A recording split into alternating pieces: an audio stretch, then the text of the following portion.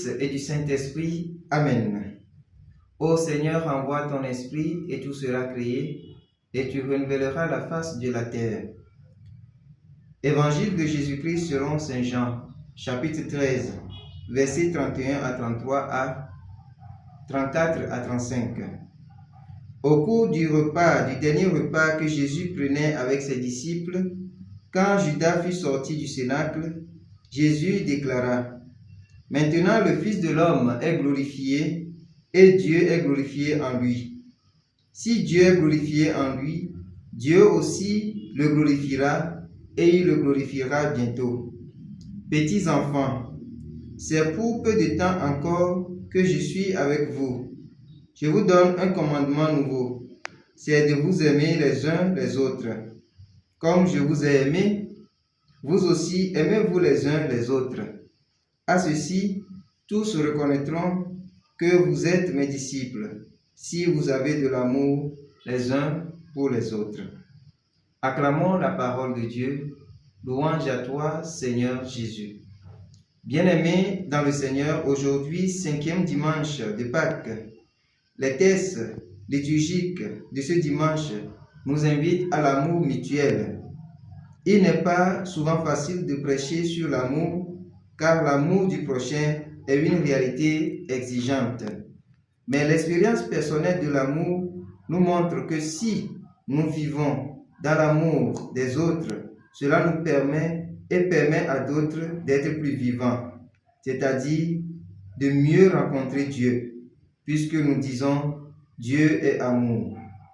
Dans le passage que nous venons d'écouter, Jésus dit « Je vous donne un commandement nouveau, c'est de vous aimer les uns les autres ». Mais bien avant cette phrase, Jésus annonce que le Fils de l'homme est glorifié, Dieu est glorifié en lui. Bien-aimés dans le Seigneur, le mot grec « gloire » évoque l'idée de la célébrité, l'idée de la renommée. Mais dans le langage biblique, gloire est un attribut de Dieu. C'est quelque chose qui fait partie de sa personne.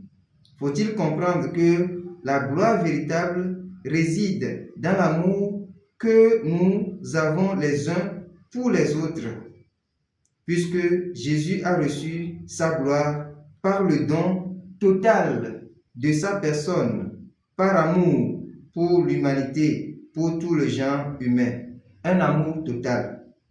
Ainsi, ce commandement est nouveau dans le sens où il surpasse tous les autres commandements qui existaient avant Jésus. La renommée du chrétien réside donc dans l'amour qu'il aura pour ses frères et sœurs. Alors, celui qui haït son frère, celui-là n'a pas reçu le commandement de Dieu.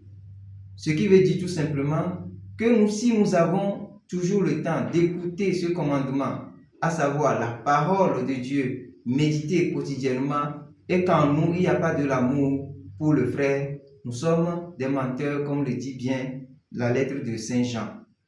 Demandons la grâce d'un cœur sincère, qui sait écouter, aller à l'écoute attentive de Dieu, mais aussi qui sait développer ou bien dilater le cœur à l'égard des frères. Que la haine soit bannie dans notre existence, que l'amour du frère et sœur soit beaucoup plus augmenté en nous, dans nos milieux de vie, dans nos familles, dans nos lieux de travail, sur nos paroisses, dans nos communautés chrétiennes. Que Dieu nous accompagne dans cet élan, maintenant et pour les siècles des siècles. Amen.